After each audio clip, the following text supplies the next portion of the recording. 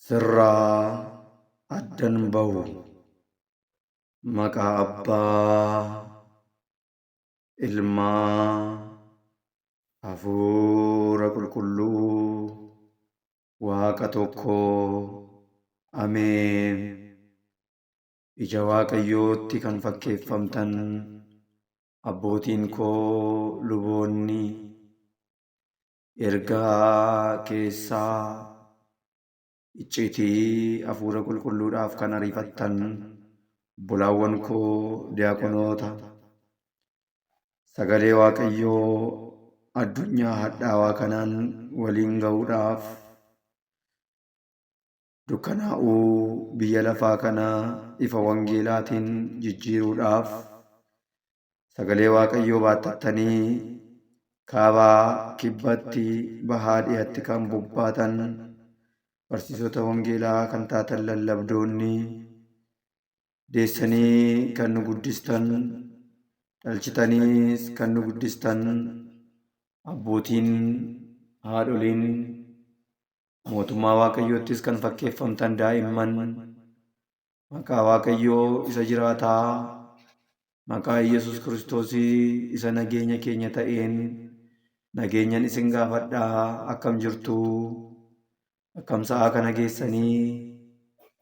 Ameen. Maqaan Waaqayyo keenyaa bara baraan kan galatoomee fi kan ulfaate nuuf haa ta'u. Kakuu haaraadhaaf riqicha jireenyaa hiikoo kakuu haaraa kan taate barsiistuu icciitii foonii, barsiistuu icciitii du'aa ka'umsaa kan nu barsiiste barsiistuu keenya haadha Waaqayyo uumaa kan taate qulqulleettii Maariyaam, ulfinni kabajni isheef haa ta'u. Araarsummaan ergamootaa, gargaarsi qulqullootaa, teekni ergamootaa, raajotaa, wareegamtootaa, eebbii fi kadhannaan hangafa lubootaa fi phaaphasotaa unurra biyya keenyaa fi saba keenyarra dachee biyya keenyaarra bara baraaf haa bulu. Ameen. Sirraa addan bahu. Saboota Waaqayyoo sa'aatii keenya yeroo dheeraa ergama cubbuudhaan xureessinee gaabbii itti gallee osoo hin ta'iin jibbaan dulloomsinee sanyummaadhaan wal qoqqooddaadhaan wal ari'achuudhaan wal ajjeesuudhaan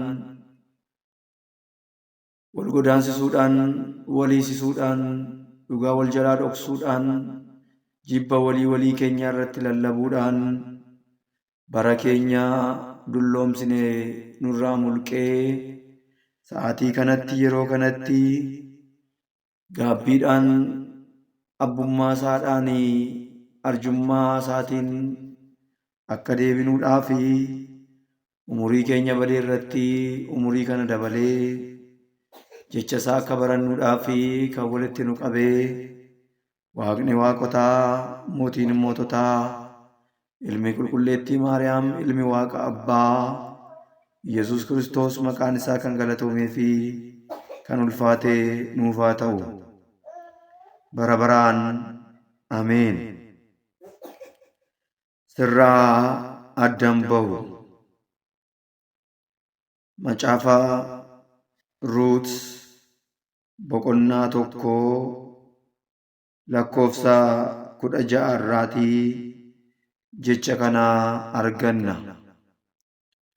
Ka'umsa wangeela keenyaadhaaf barnoota keenya sa'aatii kanaadhaaf akka ta'uuf macaafa Ruut boqonnaa 1 lakkoofsa 1 irraa ka'een hanga Waaqayyo nu gargaaree fi icciitii isaa nu ibseen waliin baranna.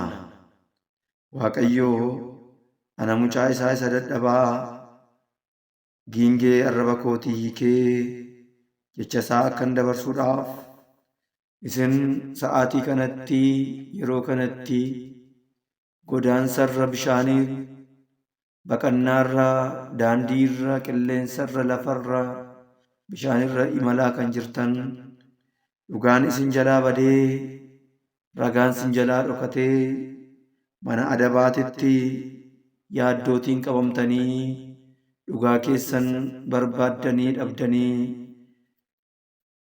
to'annaa fi hooggansa mana adabaa jalatti kan kuftan sababa adda addaatiin rakkoo maatiitiin, rakkoo biyyaatiin, rakkoo diinagdeetiin, rakkoo hawaasummaatiin maatii irraa baatanii daandiitti baatanii kan kuftan akkasumas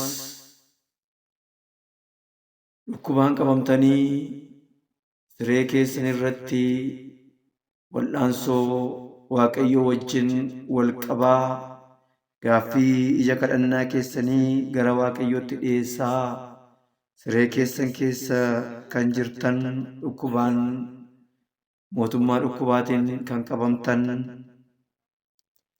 firri kan isin jibbee firri kan isinirraa fagaate guyyaan kan isinitti dukkanaa'ee dukkana guyyaatiin kan liqimfamtan dhugaan kan isin jalaa badee hundumti keessanuu haalota adda addaa keessa taatanii sagalee kana kan dhaggeeffattan hundumaadhaaf Waaqayyoo badinsaaf miti jireenyaaf dagatamuudhaaf miti yaadatamuudhaaf ari'atamuudhaaf miti deebifamuudhaaf sa'aatii kanatti iddoo jirtan irra teessanii Waaqayyo sagalee kanaan isin ilaala. Hunduma keenyayyuu Waaqayyo nu haa barsiisu.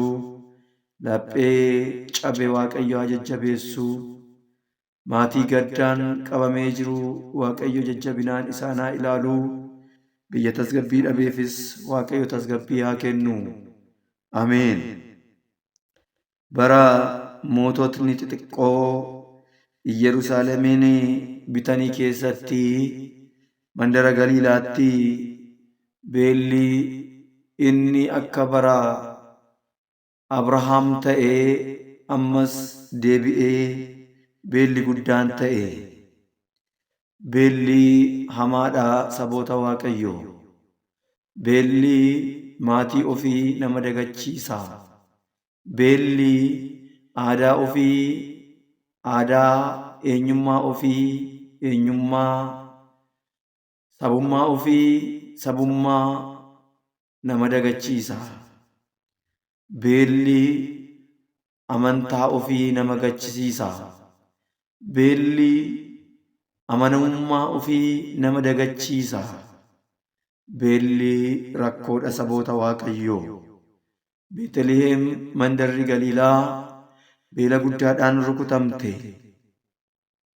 Yoona kana maatiin tokko beela kana dandamachuudhaaf obsee bara eeggachuudhaa fi abdiin jalaa dhume.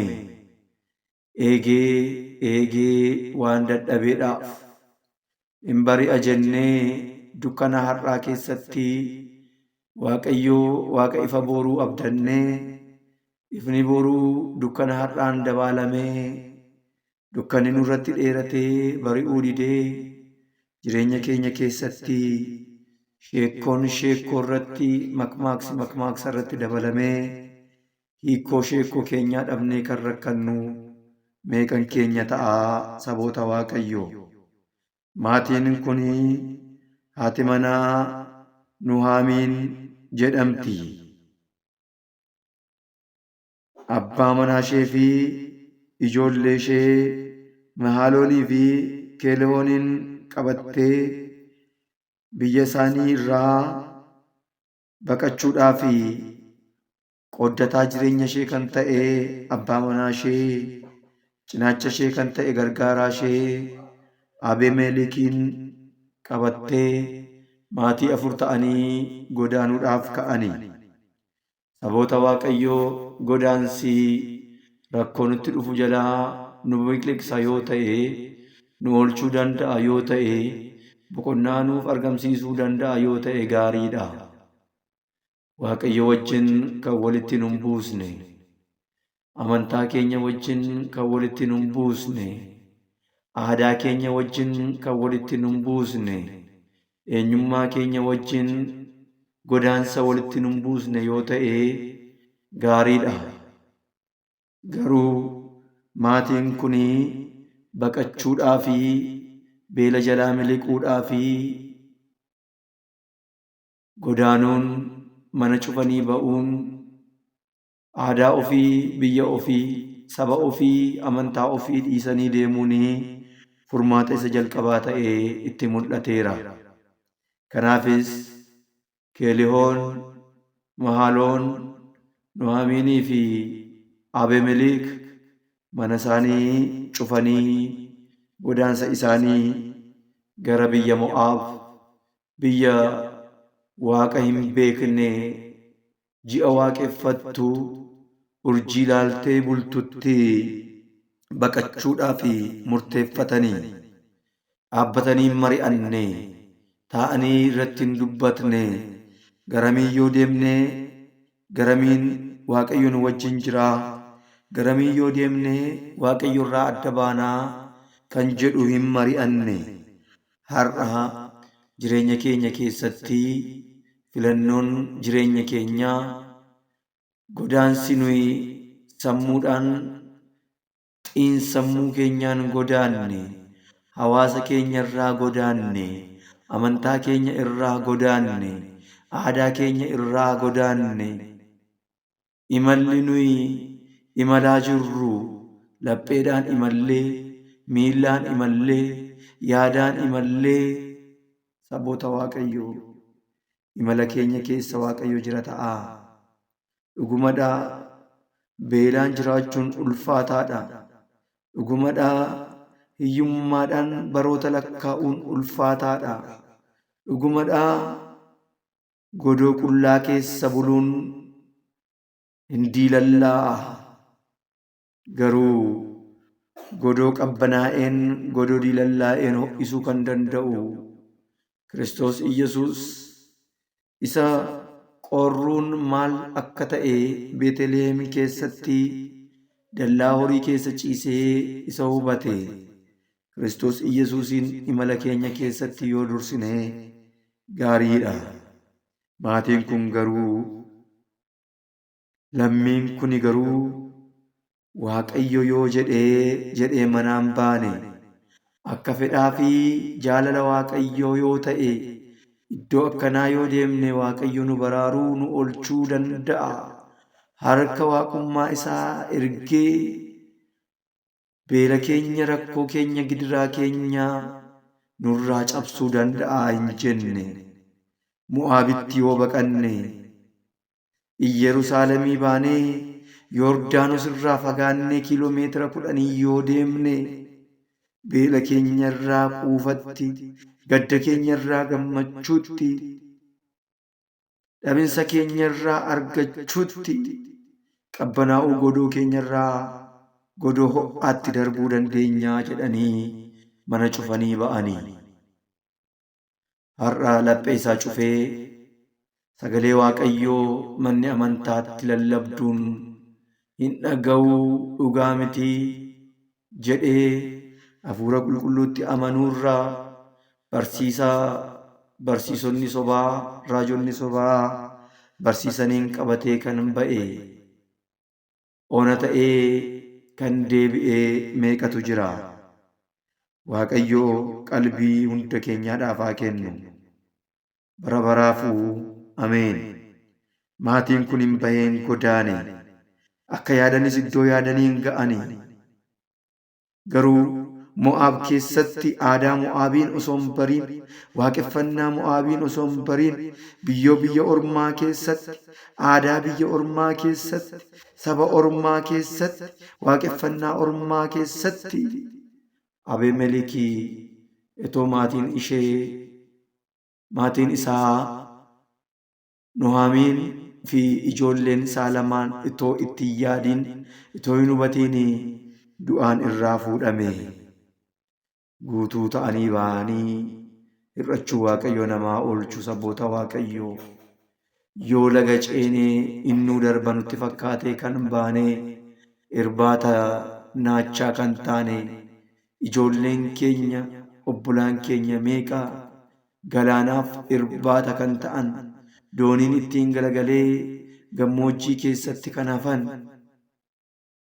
bofni kan isaan idde gammoojjummaan kan isaan nyaate beelaan kan du'anii har'a naa darbaa boruu naa darba jedhanii aadaa isaanii biyya isaanii amantaa isaanii dhiisanii warri deeman saboota Waaqayyoo meeqan keenyatu hir'uudha ta'a meeqan keenyatu jireenya kanaan seenaa kanaan wal ilaallata ta'a gadda keenyaaf Waaqayyo jajjabinaan akka nu ilaalu fedhaaf jaalala Waaqayyo keenyaa nuuf haa ta'u bara baraan ameen.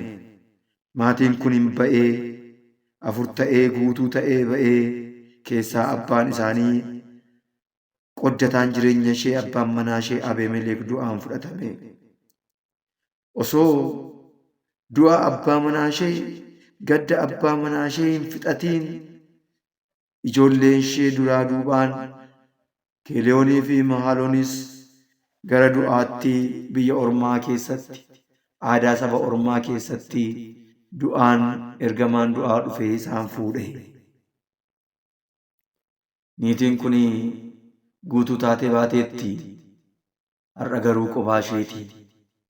Namni ishee jajjabeessu hin jiru. Namni ishee waliin ta'u hin jiru.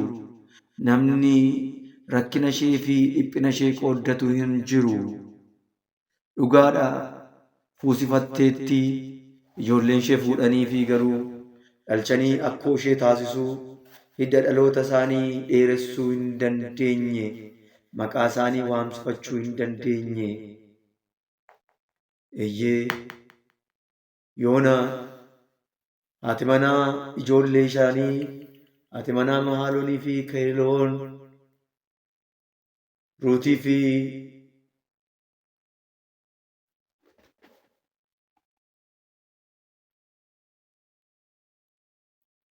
Ruut akkasumas Mo'aab keessatti kan hafte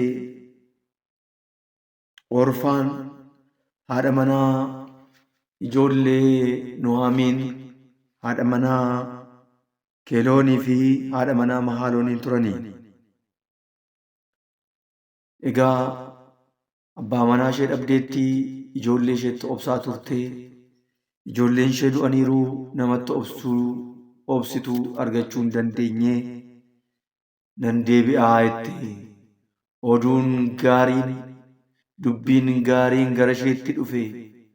Yerusaalem isheen kaleessa tuffattee dhiistee lafa onaa lafa abaaramtuu taasistee baqattee keessaa baatee araara Waaqayyoodhaan qamadiin keessatti akka gurguramuu jalqabee dhageesse.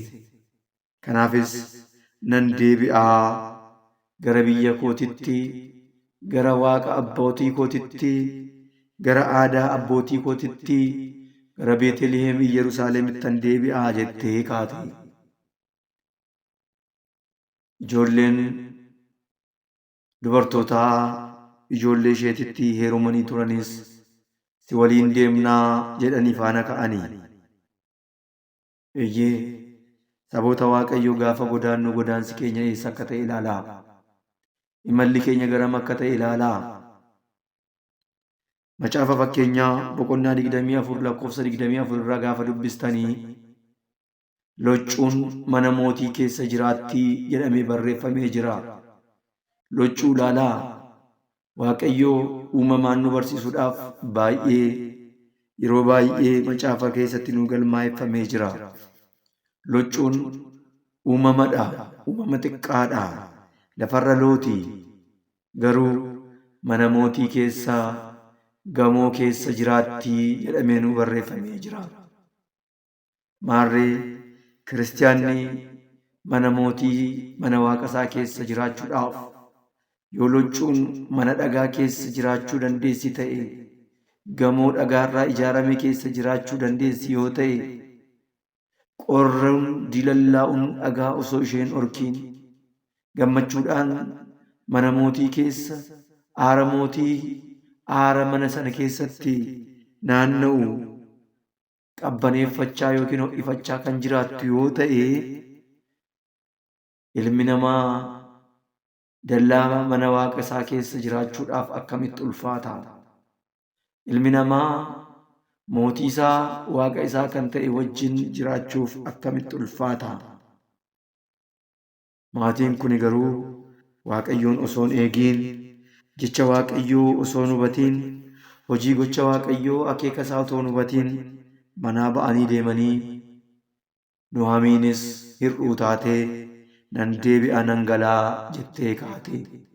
Yoona kanaa Orfaanii fi Ruutis nunis si wajjin deemnaa jedhanii ka'anii. Nuhaamiin garuu yaa ijoollee koo, ani kana booda ganaa heerumee ulfaa'ee dahee guddisee isin heerumsiifadhaa jechuun sobadha. Osoon ulfaa'ees, osoon heerumees, osoon dahees hamma ijoollittiin kun ani argadhu kun guddatanii fuudhanii umurii fuudha isaanii irra gahanitti isinis teessanii eegdu jechuun anaan nan amansiisuu.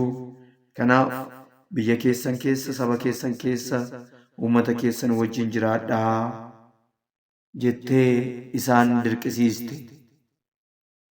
Orfaan dhugumadhaa jettee luka imala gara Yerusaalemii, imala gara Beetaliheem mandara Yihuudaatitti gochuudhaaf taasistee gara duubaatti fuute. Bahuudhaaf murteessitee turtee murtoon ishee hundeen godhanne. Ruut garuu Waaqni kee waaqa kootii, biyyi kee biyya kootii, sabni kee saba kootii, qooqni kee qooqa kootii, iddoon awwaalcha kee iddoo awwaalcha koo haa ta'u, ani si biraa hin hafuu, sabni kee saba kootii jettee kutannoodhaan murtoo kiristaanummaadhaan amaatii ishee Nuhaamiin wajjin hanga mandara Galiilaatti dhufte. Namoonni baay'een saboota Waaqayyoo mandara Mo'aab keessaa, biyya waaqa ormaa waaqeffattu keessaa, biyya Kiristoos Yesuusin hin beekne keessaa bahuudhaaf ni yaalu. Murtoo garuu hin qabanii. Osoon dhufee gaariidha.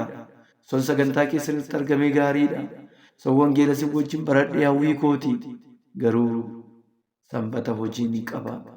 Naaf mijatu irra naa bu'uu dide, sagantaan naa mijachuu dide, hojiin gala jedhanii miila isaanii gara jireenyaatti deemuudhaaf hawwuu deebisanii dhoqqee Tasalonqee keessatti qabanii jireenya addunyaa wajjin mormaa fi kokkee wal qabanii kan jiraatan, cubbuu wajjin hiriyyoomanii, waaqa ormaa wajjin gitaan hiriyyoomanii kan waliin jiraatan, itti waamamni maqaa isaanii biyya lafaadhaaf kan ta'e obbolaan keenya hedduun jiru.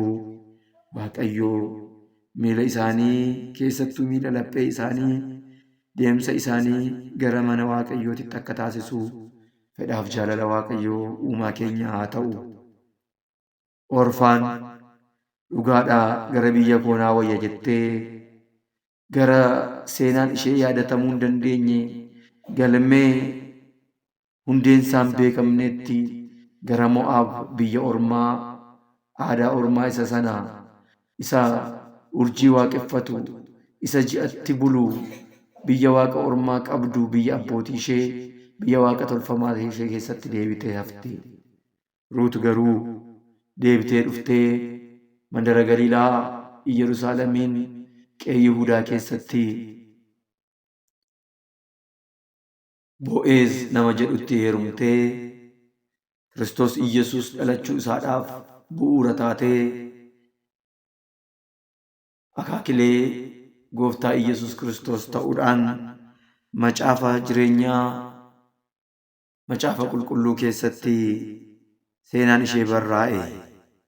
Har'as anaaf isiniin seenaan keenya, seenaan jireenyaa keenya, mana keenya ishee bara baraa Yerusaalem ishee samii keessatti akka nuu barraa'uudhaa fi fedhaaf jaalala isaa nuuf haa ta'u.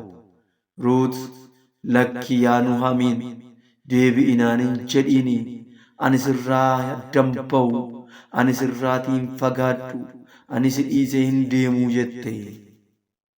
Har'a manni amantaa gaafa gubatu, qomoo qomoodhaan gaafa qoodamu, siyaasnii fi bultoon siyaasaa mana amantaa keessa gaafa ta'e, mana amantaa kana dhiisee hin deemu, nan qulqulleessa, nan tajaajila. Manni amantaa kun mana amantaadha malee mana siyaasaa miti.